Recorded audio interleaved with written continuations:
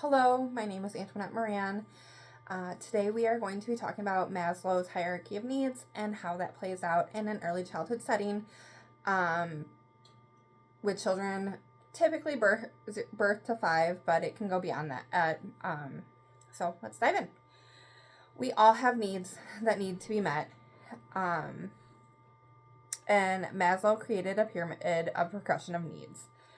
What does that look like for children in an early childhood setting, and how can we, as teachers, adapt to that? I work in an early childhood setting and I have for 8 years, 8+ years.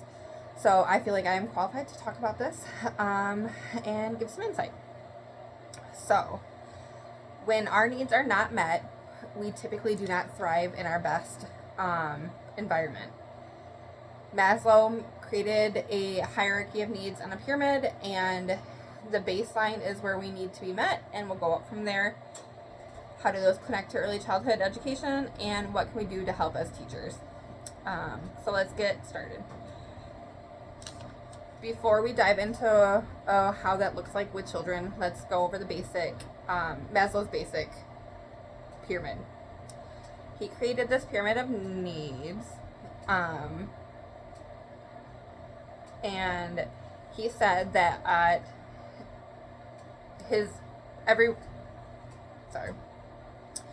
basic needs, what drives people and motivates people, are physiological needs.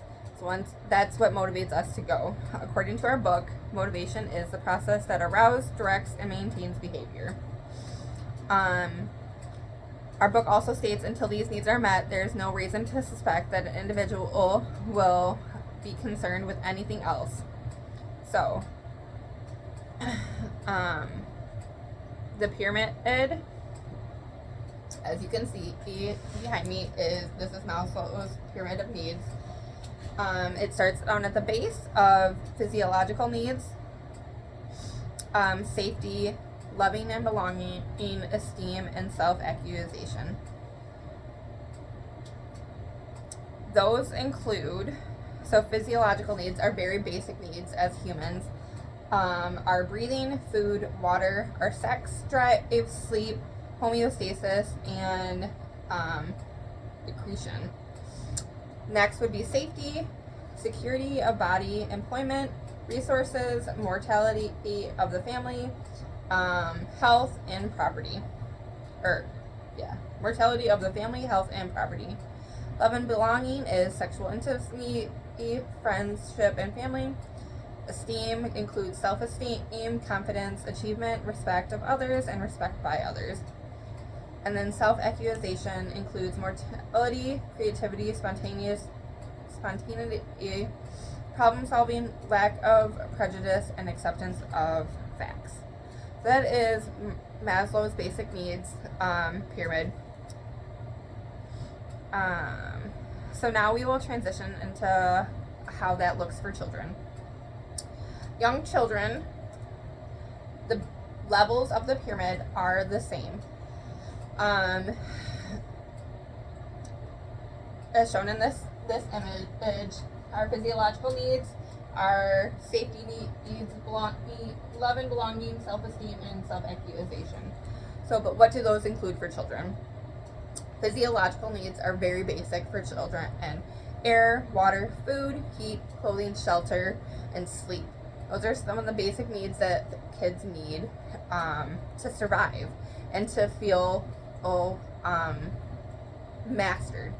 Next are safety needs, health, personal security, emotional security, and financial security. Most children won't understand what financial security is, but they will have the effects of it.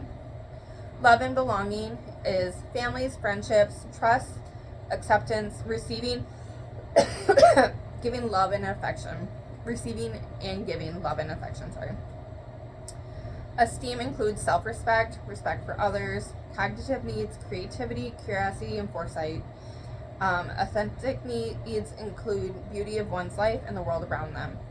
And then finally, at the top of the pyramid, self-actualization is the motivation to pursue goals, understanding that their needs, relationships, and sense of self are expressed through their behaviors. Children need these bottom two to even begin to build up on top of the pyramid. So if these needs are not being met down on the bottom, children cannot strive in these upper levels. So what does this look like in the classroom? Physiological needs and safety needs must be met for children to thrive. If these needs are not met, children tend to go into trauma mode, which can include fight, flight, or freeze.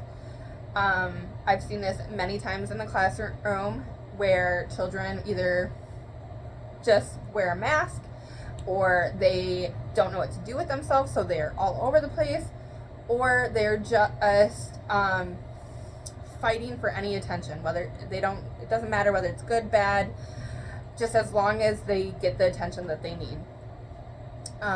So what can we do as teachers to help those children? First and foremost, you want to make sure that the children feel loved and accepted.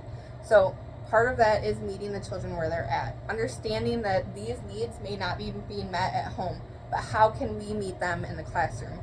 If they don't have reliance on food, water, and warmth and rest, how can we provide that in the classroom, especially in early childhood settings? Children need those to grow and create brain functions. So we can make sure that our classroom is inviting as best to our ability. Meet children where they're at, make modifications through the day. If you've noticed that a certain child just isn't thriving through the day, meet them where they're at and help them and let them take a nap when it's maybe not being nap time, or maybe they need a snack, or maybe they just need some one-on-one attention. Take them and remind them that they are loved and they are safe and that you care for them. And also have that open communication with parents and families. Having the conversations with family and friends shows that families and parents, shows the children that you guys are all on the same front and that you are going to do the best that you can for the children through all fields of their life.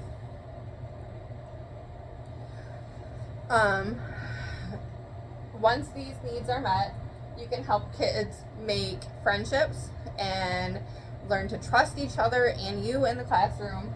And then once they master that, they will go on to being able to cognitively understand and learn and be present in the classroom. And then you will see them start to thrive in themselves. But until those basic needs are met down the bottom, you as a teacher may have to supplement your cognitive ability to help them get through the transitions throughout the day. So to summarize, to truly thrive, our needs must be met. Whether we are a child in the classroom or an adult in our everyday life, our needs must be met to be able to be the best version of ourselves. When it's a child in need, we as adults may need to help them more so than they may be able to do on their own. We went over Maslow's pyramid, the hierarchy of needs for the basic everyday adult and his basic pyramid. And then we also went over one that was available for children and what that may look like in a classroom when those needs are not being met. So I will leave you with this quote. Our needs are the drive focus behind our actions. It is important to understand and prioritize them to live a fulfilled life. Unknown. If your needs were not truly being met, how would you bring yourself to the next level of Maslow's pyramid? Thank you, and I hope you have a wonderful night.